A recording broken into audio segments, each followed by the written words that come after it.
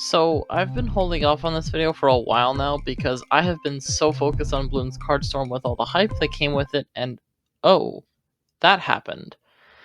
Yeah, actually not that many people were hyped for the game, really.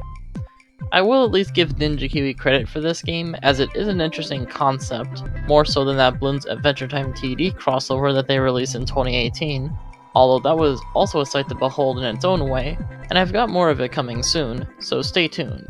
Anyway, Bloons TD Battles 2 just came up to its 3-year mark, and it has yet to really see a single mod make its way into the public.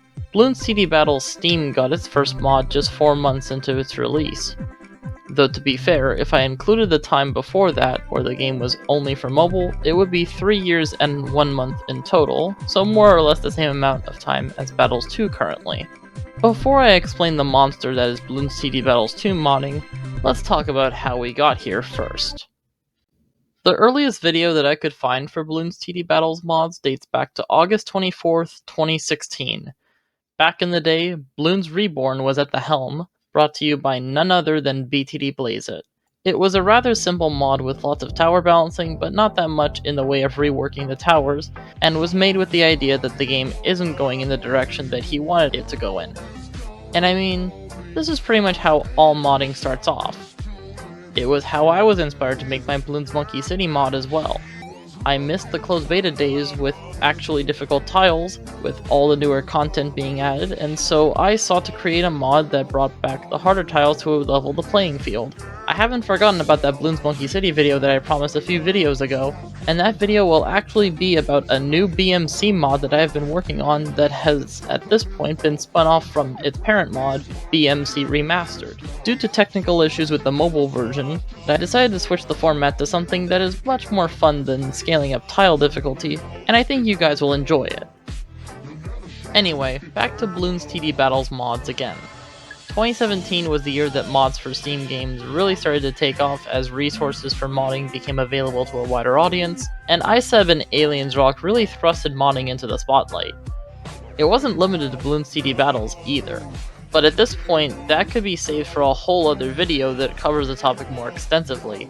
It got so big that Ninja Kiwi could not ignore it any longer and went after some of the videos, mainly from Van Alk and BTD Battles. But I do remember ICEB was also hit from a couple of them. Yes, back then modding Ninja Kiwi games was frowned upon by the higher-ups, and to an extent still is to this day, as I will explain in just a moment.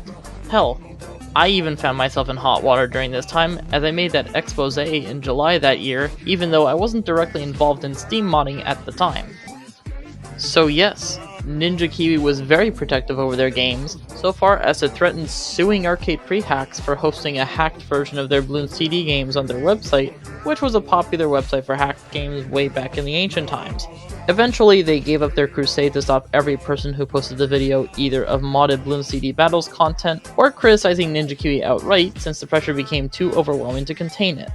The Bloons Reborn community was big, commanding 5,000 members at its peak. I couldn't find any screenshots of how many members Ninja Kiwi Discord had at the time, but it was basically a rival Discord server to this with its incredibly fast expansion. New legendary modders entered the scene, such as Jambite, David the Superior, and Macrom. And while most of the Bloons Reborn content has been scrubbed from the internet since, its legacy still carries on to this day. The server ended up shutting down in August 2017, barely reaching the 1-year mark. Since then, the modding community has split into several Discord servers, with the most active to date being the Macrom server, as they are still producing mods for this game, ones that only BTD Battles could ever dream of making. But overall, the modding community has become very quiet.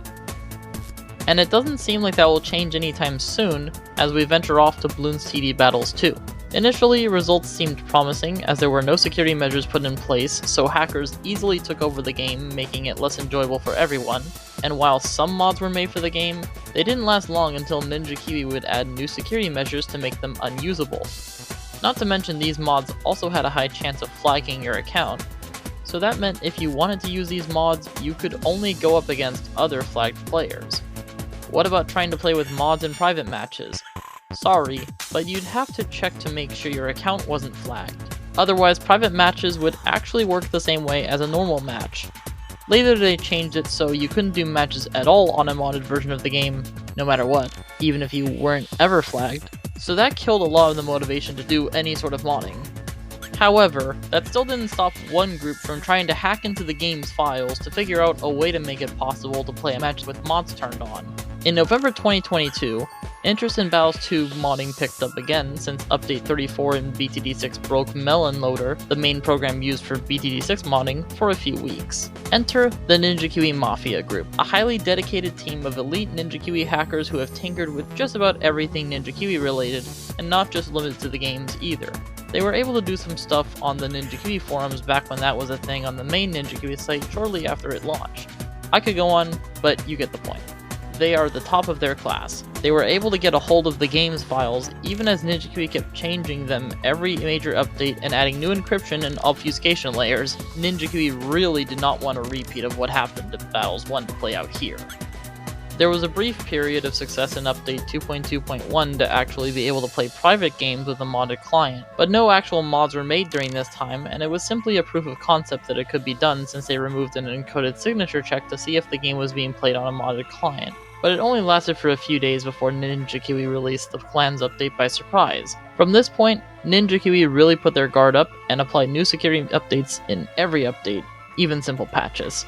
At this point, the updates became more frequent, and each time a new update came out, it effectively meant starting from square one over and over again, and at one point I joked about how Ninja Kiwi would eventually spend more time trying to encrypt and obfuscate the game than actually adding new content to hide Ninja Kiwi Mafia's efforts to expose how bad the game is on an internal level.